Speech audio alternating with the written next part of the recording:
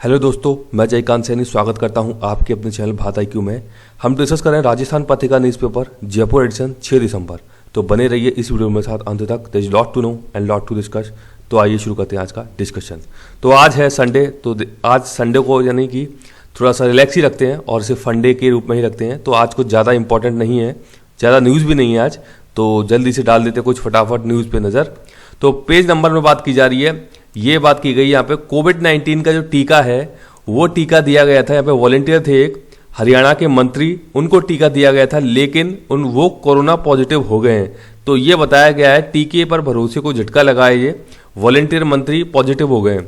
तो अब यहाँ बताया गया है, ये जो भारत बायोटेक है इन्होंने बताया कि जो इनका टीका है वो कैसे काम करता है। तो इन्होंने जो डोज हैं वो 2 डोज देने की बात की, यानी कि इसकी जो 1 डोज दी जाएगी उसके 28 दिन बाद दूसरी डोज दी जाएगी। अब ये ऐसा बताते हैं कि जब दूसरी डोज इनको दी जाएगी उसके भी 14 से 15 दिन बाद ये जो इम्यूनिटी है वो बनने का काम करती है, यानी कि आप मान के चलिए कि 1.5 महीना लग जाएगा आपकी बॉडी में इम्यूनिटी बनने के लिए। तो ऐसी बात बोली है भारत बायोटेक ने कि इस प्रकार से आपकी इम्यूनिटी डेवलप होगी। तो देखते हैं किस प्रकार से चीज़ें रहती हैं, क्योंकि अभी तो सामने ये आया है कि ये जो वॉलेंटियर थे मंत्री जी हरियाणा के, इनको कोरोना वैक्सीन का 1 डोज देने के बाद ये अगेन पॉजिटिव हो गए हैं। तो ये एक झटके वाली बात है। तो आगे देखते हैं क्या चीज़ें होती हैं जो बता रहे हैं भारत बायोटेक कि किस प्रकार से आगे चीज़ें चलती हैं। भारत में वैक्सीन कैसे दी जाएगी ये आप देख सकते हैं। यहाँ पे कुछ इन्होंने स्टेप में बताया है कि वैक्सीन निर्माता कंपनी बताई है इन्होंने।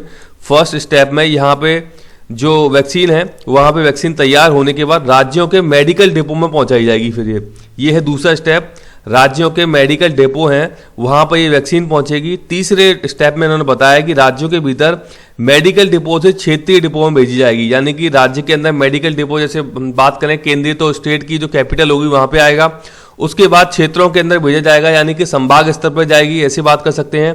उसके बाद चौथे नंबर पे जिला डिपो बनाए गए हैं, वहाँ पे इस वैक्सीन को पहुँचाया जाएगा। 5वां जो पार्ट आता है वो आता है ब्लॉक स्तर का, यानी कि तहसील लेवल का, वहाँ पे इनको पहुँचाया जाएगा वैक्सीन को। 6वां इन्होंने बताया स्वास्थ्य कर्मी या वैक्सीन लगवाने वाले लोगों तक सीधा पहुँचाया जाएगा। तो इस प्रकार से ये 6 स्टेप के द्वारा जो लोगों को वैक्सीन दिए जाने का काम किया जाएगा भारत में। ये पूरे स्टेप यहाँ बताए गए हैं, तो एक नज़र आप डाल सकते हैं, ज़्यादा याद करने की कोई ज़रूरत है नहीं इसमें। देखते हैं आगे। पेज नंबर में बात की जा रही है, ये बात की जा रही है संसद भवन की। तो यहाँ पे संसद भवन के बारे में बात की गई है कि 100 साल बाद नए संसद भवन के लिए भूमि पूजन 10 को होगा। तो ये कुछ बात की गई है, देख रहे थे कुछ इंपॉर्टेंट चीज़ें। तो भारत का जो संसद भवन है इसका डिजाइन जो तैयार किया था, यानी कि आर्किटेक्ट बोला जाता है लुटियन व बेकर को, ये पता होना चाहिए, पूछा जा सकता है डायरेक्टली क्योंकि चर्चा में संसद भवन। तो लुटियन और बेकर भारत के संसद भवन के कौन है? आर्किटेक्ट, यानी रचयिता, डिजाइनर भी बोल सकते हो आप। इसका जो उद्घाटन है वो कब किया गया था? ये किया गया था, संसद भवन तैयार हो गया था बनकर के 1927 में। तो उस समय जो लॉर्ड इरविन थे 1927 में, उन्होंने इसका उद्घाटन किया था, यानी कि रिबन काटा था आप बोल सकते हो एक तरीके से। तो उस समय आपसे पूछा जा सकता है कि 1927 में वॉइस रॉय कौन थे? तो इनका नाम था लॉर्ड इरविन। अब आपको पता होगा गांधी इरविन पैक्ट हुआ था, बहुत ही फेमस है मॉडर्न हिस्ट्री के अंदर। तो गांधी इरविन पैक्ट कब हुआ था? मेरे को कमेंट बॉक्स में कमेंट करके जरा बताइए कब हुआ था। तो वही लॉर्ड इरविन है ये, जो कि वायसराय थे उस टाइम पे। तो 1927 में इन्होंने उद्घाटन किया था संसद भवन का। तो अब नया संसद भवन बनाया जा रहा है। इसका जो ठेका है वो दे दिया गया है टाटा कंपनी को, ये आपको पता होना चाहिए। और इसके लिए एक बहुत ही फेमस प्रोजेक्ट है, इसका नाम है विस्टा प्रोजेक्ट, इसको नाम से जाना जाता है।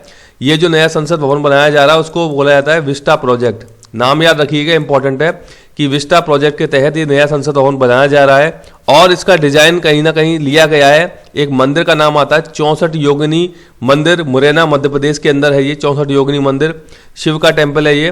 तो उसके बारे में भी आपको आइडिया होना चाहिए क्योंकि सारे के सारे फैक्ट इंपॉर्टेंट बन जाते हैं। पेज नंबर में बात की जा रही है, ये बात की जा रही है इलेक्ट्रिक कारों की आजकल ज़्यादा डिमांड हो गई है पर्यावरण प्रदूषण को ध्यान में रखते हुए। तो यहाँ पे आपने नाम सुना होगा टेस्ला कंपनी का। टेस्ला बहुत ही फेमस है, इलोन मस्क इसके मालिक हैं। तो ये इस प्रकार की चीज़ें बनाते रहते हैं, दुनिया भर में फेमस है टेस्ला कंपनी। अब बताया ये जा रहा है कि बेंगलुरु की एक कंपनी है, इसका नाम है प्रवेग डायनेमिक्स। तो प्रवेग डायनेमिक्स अगले साल एक कार लेके आने वाली है, इलेक्ट्रिक कार होगी इसकी MK1 इसकी इलेक्ट्रिक कार होगी। ये बता रहे हैं ऐसा कि ये कार टेस्ला कंपनी को भी टक्कर देगी। यहाँ पर देख सकते हैं इसकी पिक्चर दिखाई गई है, बहुत ही शानदार कार दिख रही है एक प्रकार से। तो बताया ये भी गया है कि MK1 एक बार चार्ज होने के बाद तकरीबन 500 किलोमीटर चल सकती है, उसके बाद फिर से आप इसे चार्ज कर लीजिए। तो ये कुछ इंपॉर्टेंट डेवलपमेंट है जो कि चल रहे हैं। पेज नंबर में बात की जा रही है, ये बात की जा रही है जर्मनी की। तो जर्मनी में पर्यावरण संबंधी न्यूज है यहाँ पे। ये पता है कौन है? ये है पर्यावरण कार्यकर्ता जो कि बर्फ के गोले बना करके पुलिस पे फेंक रहे हैं। क्यों फेंक रहे हैं? उसका रीजन ये है कि जर्मनी के अंदर जंगल से होकर के एक हाईवे बनाने की बात चल रही है। इस हाईवे का नाम है A49 हाईवे। तो A49 हाईवे ये विवादास्पद हाईवे बन गया है क्योंकि इसको जंगल से होकर निकाल रहे हैं और जिसकी वजह से जंगल खत्म करने की बात वहां पे चल रही है। जंगल को काटा जाएगा, तो इसका विरोध चल रहा है पर्यावरण कार्यकर्ता और पुलिस के बीच में। तो ये बर्फ के गोले बनाकर फेंक रहे हैं, तो सही भी है, पर्यावरण को बचाना जरूरी भी है। तो कहीं ना कहीं बैलेंस बनाने की बात होनी चाहिए। तो ये कुछ चीज चल रही है। पेज नंबर में बात की जा रही है, ये बात की जा रही है सीरम संस्थान के CEO अदार पूनावाला, नाम याद रखिएगा, फेमस पर्सनैलिटी बन जाते हैं। इनको एशियन ऑफ द ईयर चुना गया है। सीरम संस्थान का नाम बहुत बार चर्चा में आया है क्योंकि कोविड-19 की वैक्सीन तैयार कर रहा है सीरम संस्थान।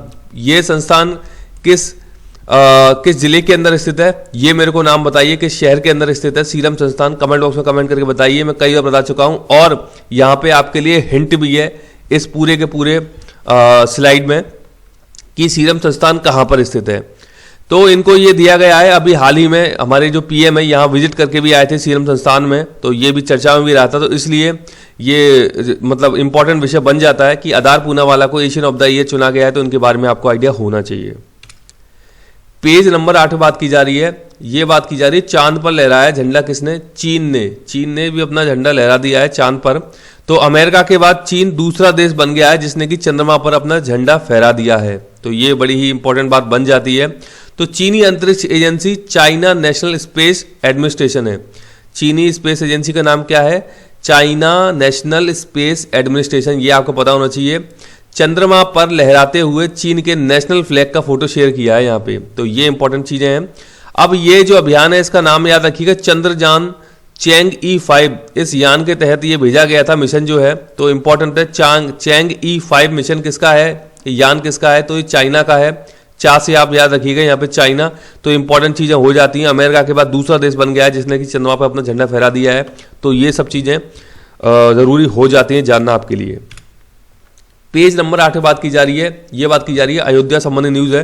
तो अयोध्या में 1992 में जो विध्वंस हुआ था उसकी आज बरसी है, ये बात बताई गई है यहाँ पे। तो कुछ इंपॉर्टेंट चीजें इसके अंदर दी गई हैं, ज्यादा कुछ काम की नहीं है, बस आपको थोड़ा आइडिया होना चाहिए कि 1992 की ये घटना थी जो कि अब उसमें सारे के सारे लोग बरी भी कर दिए गए सुप्रीम कोर्ट के द्वारा। तो ये कुछ इंपॉर्टेंट चीजें थी इसमें।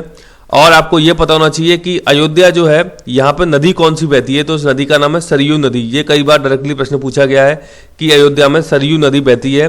और आप इसके बारे में ज़्यादा जानना चाहते हो तो मैंने एक वीडियो बनाई है राम मंदिर के ऊपर, जहाँ पे सारे के सारे इंपॉर्टेंट फैक्ट आपके जो हो सकते हैं राम मंदिर से, जो उसकी हिस्ट्री रही है और वर्तमान तक, वो आप यहाँ आई बटन पर क्लिक करके देख सकते हो उस वीडियो को। काफ़ी अच्छी जानकारी आपको यहाँ पे मिलेगी। तो मुझे आशा है कि वीडियो आपको अच्छा लगा होगा। वीडियो अच्छा लगा है तो जल्द से लाइक करें, शेयर करें, सब्सक्राइब करें ताकि और भी लोग इस प्रकार की वीडियो का फायदा उठा सकें। यदि आप मुझे अपने सुझाव भेजना चाहते हैं तो कमेंट बॉक्स में या मुझे ईमेल भी कर सकते हैं। इसी के साथ धन्यवाद, मिलते हैं अगली वीडियो में।